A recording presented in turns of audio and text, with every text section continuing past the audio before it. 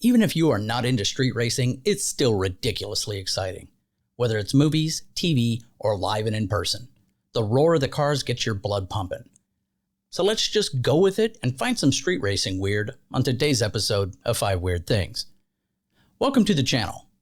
I never raced myself, I never had the car for it. However, a friend of mine was into it, spent a fortune, and blew up his engine every time he raced. So what is your street racing story? Tell me down in the comments. All right, let's get into it. First, the things we should all know. Street racing is typically an unsanctioned and illegal form of auto racing that occurs on a public road. Racing in the streets is considered an ancient hazard, as horse racing occurred on the streets for centuries, and street racing in automobiles is likely as old as the automobile itself. The popularity has grown in the last decade, largely due to very successful movies and the rise of social media. Weird thing number 5. The origins of street racing. Street racing in the United States has its origin in the Prohibition era of the 1920s and 1930s.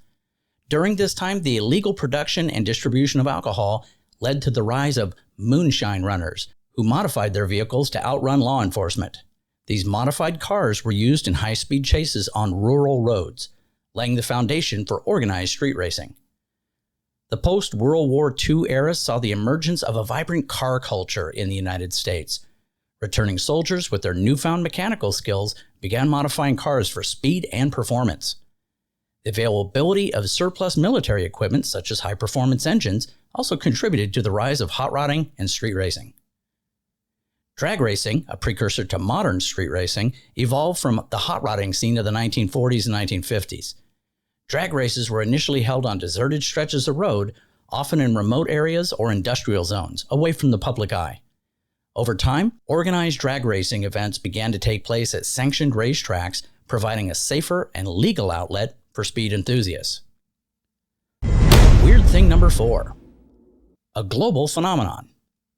Street racing is not confined to any one single country or culture, but it is a global phenomenon with enthusiasts spanning continents. From the streets of Los Angeles to the highways of Tokyo and the urban centers of Europe, street racing has a diverse and multicultural following. The advent of the internet and social media has facilitated the globalization of street racing culture. Enthusiasts from around the world connect through online forums, social networking sites, and dedicated platforms to share their passion for cars, racing techniques, and event information. Recognizing the popularity of street racing and its associated risks, some jurisdictions have implemented measures to provide legal alternatives and promote safety. This includes the establishment of sanctioned drag racing events at racetracks, street legal nights, and organized car meets with controlled environments for street racing enthusiasts to compete safely and responsibly. Weird thing number 3. Underground origins. Street racing culture often involves a complex system of codes and signals to communicate with fellow street racers and spectators.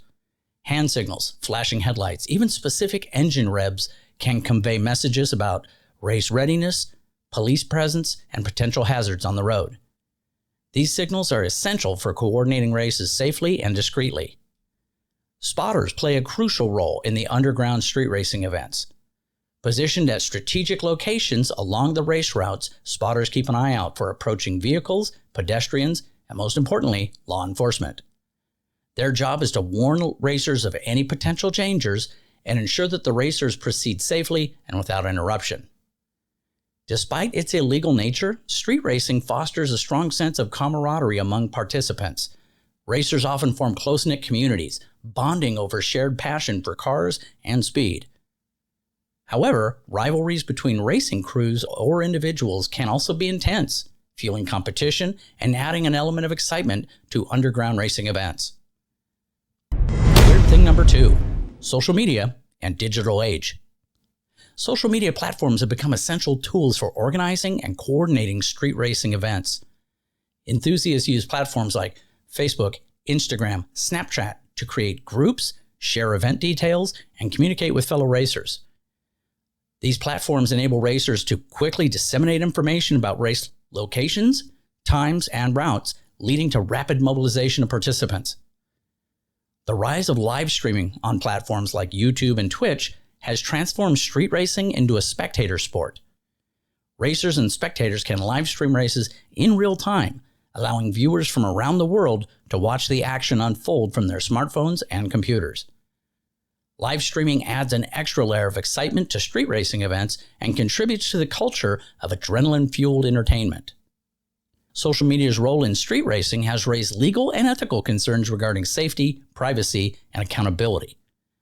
Publicly sharing footage of an illegal street race can attract the attention of law enforcement agencies, leading to legal repercussions for participants. Additionally, live streaming street events can pose risks for public safety by encouraging reckless behavior and attracting large crowds to potentially dangerous locations. As a result, social media platforms may face pressure to regulate and monitor content related to illegal activities like street racing. And finally, weird thing number 1, the Fast and Furious franchise. The original Fast and the Furious film, released in 2001, was inspired by an article titled Racer X, written by Ken Lee, published in Vibe magazine in 1998. The article explored the underground street racing scene in New York City. Screenwriter Gary Scott Thompson used elements from this article as the basis for the film's storyline. The cast of the Fast and Furious underwent several changes during the pre-production phase. Originally, actors Christian Bale and the rapper Eminem were considered for the role of Brian O'Connor, eventually played by Paul Walker. Additionally, the role of Dominic Toretto, played by Vin Diesel, was initially offered to Timothy Olyphant. In Japan, the Fast and Furious movies are known by a different title.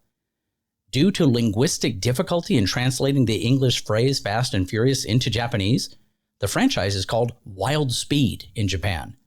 This alternative title has become iconic in Japanese pop culture. Well, that's it for today's episode. This one was kind of fun. Like, subscribe, share, help this channel grow. Leave any comments below, and for anybody still watching, put the words bitch and Camaro down in the comments to generate a quick start. Take care, have a great day.